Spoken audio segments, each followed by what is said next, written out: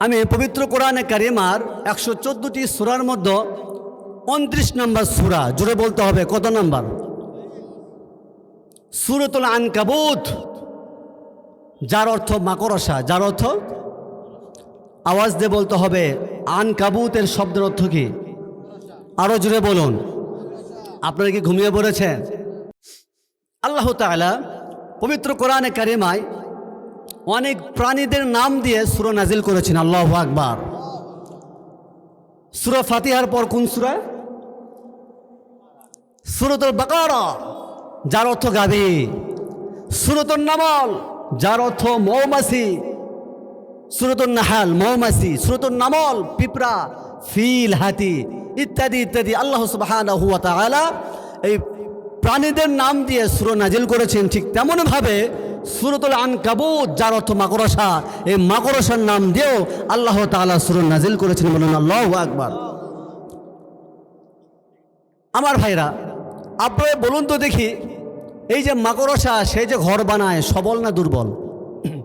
জোরে বলুন, আরো জোরে। দুর্বল। এত দুর্বল যে একটু দমকা হাওয়া বইলেই সেই ঘর ভেঙে তছনছ হয়ে যায়। আপনি যদি হাতের আঙ্গুল দিয়ে একটা দাগ মেরে যান, টান মারেন, তাহলে সেই ঘর ভেঙে তছনছ হয়ে যায়, ধ্বংস হয়ে যায়। আওয়াজ দিয়ে বলতে হবে, ঠিক কিনা? তাহলে যে ঘর বানালো, যেই মিস্ত্রি, সে কি সবল না দুর্বল? হ্যাঁ, সে তো সবল না দুর্বল? অবশ্যই দুর্বল। তাহলে আল্লাহ তাআলা বললেন, তোমরা যারা আমাকে বাদ দিয়ে অন্য কাউকে ইলাহ রূপে গ্রহণ করছো, আমার সমতা, আমার শক্তিকে বাদ দিয়ে অন্যের ক্ষমতা, শক্তিকে প্রাধান্য দিচ্ছ, আমার আইন কানুন, নিয়ম কানুন বাদ দিয়ে অন্যের হুকুম, আইন কানুন মানতেছ, তারা মনে রেখো তোমরা মাকড়সার জালের চাইতেও নিম্নমানের। জোরে বলতে হবে, ঠিক কিনা? এই জন্য রব্বুল আলামিন বলেন সূরাতুল আনকাবুত 41 নম্বর আয়াতে, مثل الذين اتخذوا من دون الله أولياء كمثل العنكبوت اتخذت بيتا وإن أوهن البيوت لبيت العنكبوت لو كانوا يعلمون। জোরে বলুন আল্লাহু আকবার।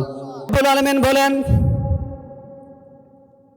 যারা আল্লাহ তাআলাকে বাদ দিয়ে অন্যকে পৃষ্ঠপোষক বানিয়েছ, যারা আল্লাহ তাআলার ক্ষমতা বাদ দিয়ে অন্যকে ক্ষমতার প্রাধান্য দিয়েছ, যারা আল্লাহ তাআলার হুকুম আহকাম, নিয়ম কানুন বাদ দিয়ে অন্যের হুকুম মানতেছ, তাদের উপমা হলো, তাদের উদাহরণ হলো মাকড়সা। জোরে বলুন আল্লাহু আকবার।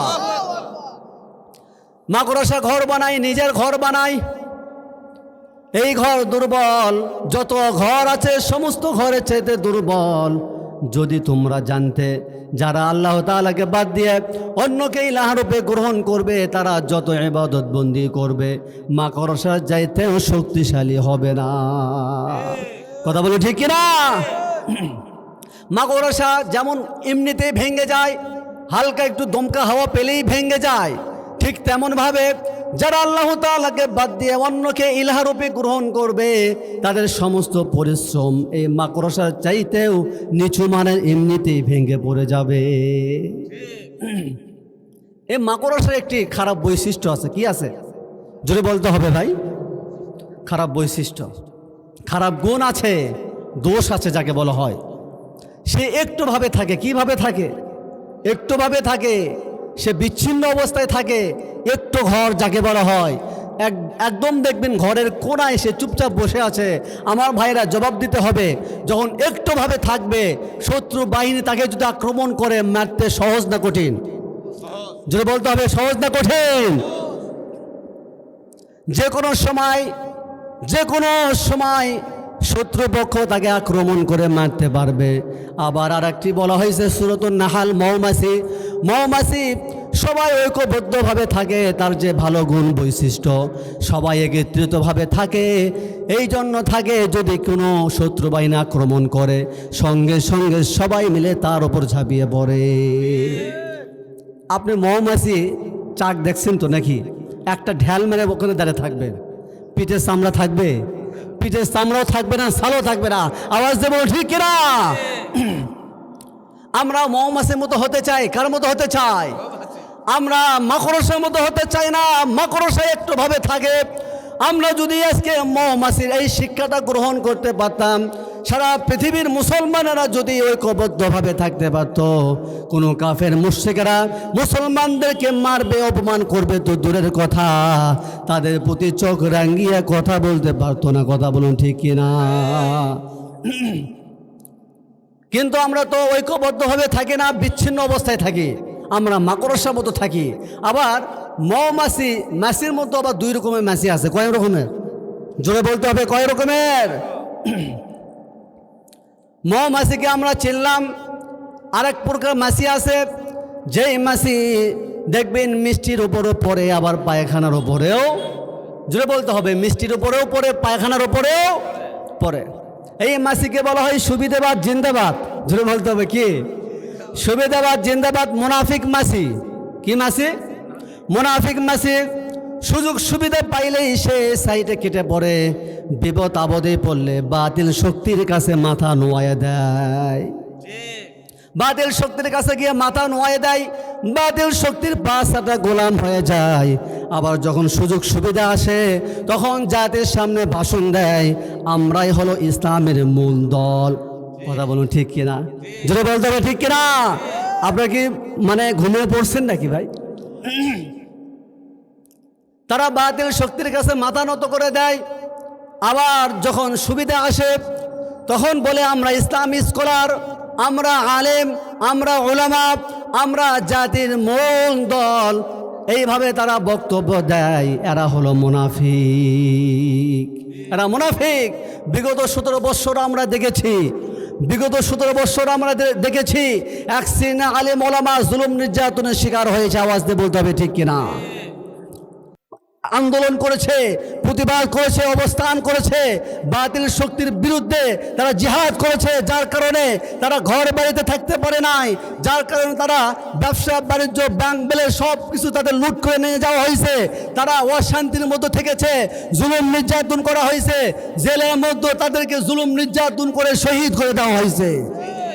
এরপরেও তারা বাতিল শক্তির কাছে মাথা নত করেনি। আওয়াজ দিয়ে বলতে হবে ঠিক কিনা?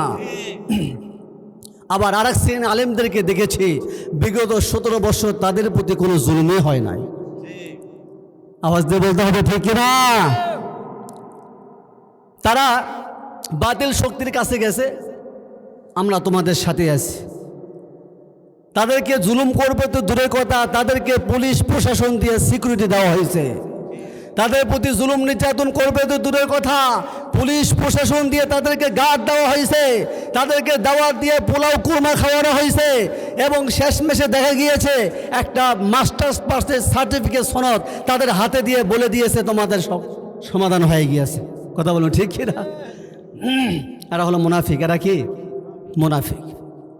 এই মুনাফিকদের সঙ্গে আমরা আছি। এই মাকড়সার গুণ হলো, খারাপ বৈশিষ্ট্য হলো সে এককভাবে থাকবে, সে একটুভাবে থাকবে। আর মৌমাছির বৈশিষ্ট্য হলো সে একত্রিতভাবে থাকবে। সবাই একত্রিত থাকবে যাতে করে কোনো শত্রু দল আক্রমণ করতে না পারে। যদি একবার শত্রু দল আক্রমণ করে সঙ্গে সঙ্গে সবাই মিলে ঝাঁপিয়ে পড়ে। কথা বলুন ঠিক কিনা?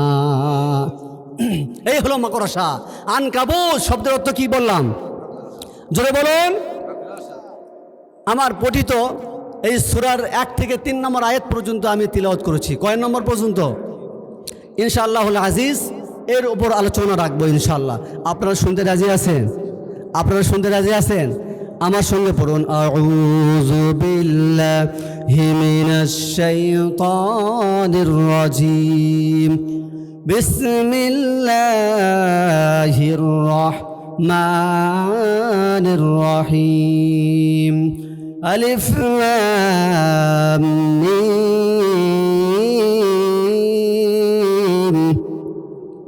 أحسب الناس أن يتركوا أن يقولوا آمنا وهم لا يفتنون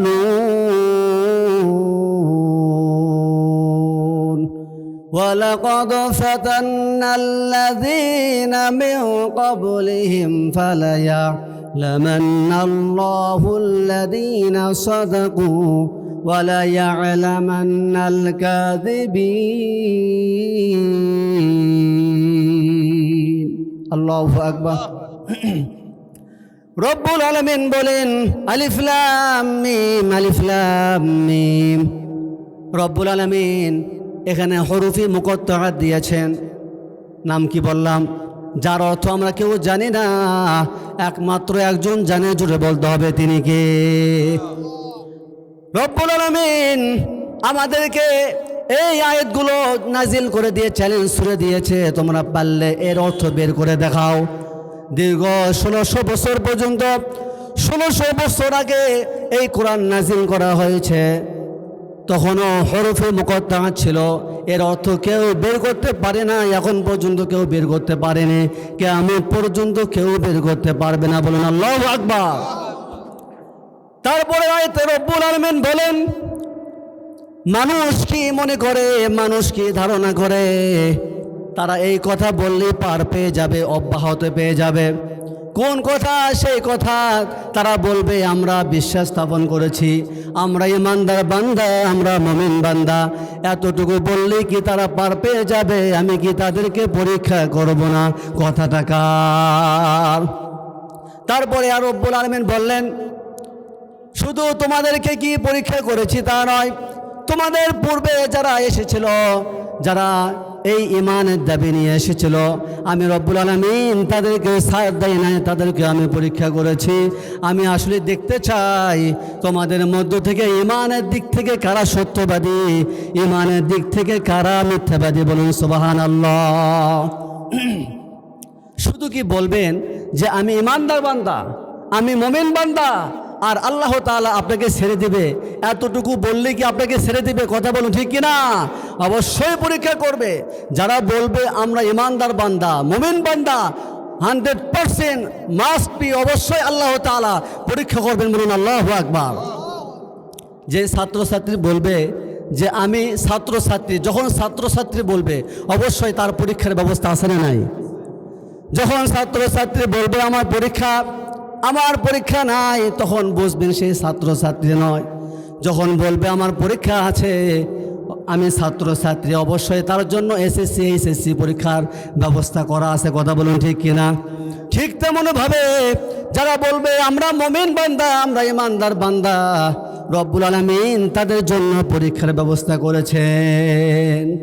দীর্ঘ 17 বছর যারা ইমানদার বলে দাবি করেছিল, তাদের প্রতি অবশ্যই পরীক্ষা এসেছে।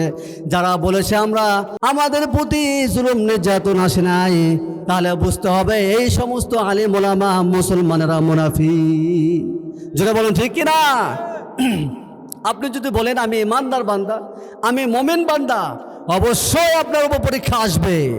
যদি বলেন না আমার ওপর তো পরীক্ষা আসেনি, 70 বছর হয়ে গেল, 50 বছর হয়ে গেল, আমি এত বড় আলিম, কই আমার ওপর পরীক্ষা আসেনি, তার মানে হলো আপনি মুনাফিক। কথা বলুন, ঠিক কিনা? শুধু কি আপনি বলবেন আমি এমনিতে জান্নাতে যাব, তা নয়। এমনিতে আপনি জান্নাতে যেতে পারবেন না। শুধু কালেমা পড়ছেন আর আপনি জান্নাতে যাবেন, এটা কি আল্লাহ তাআলা মেনে নেবে?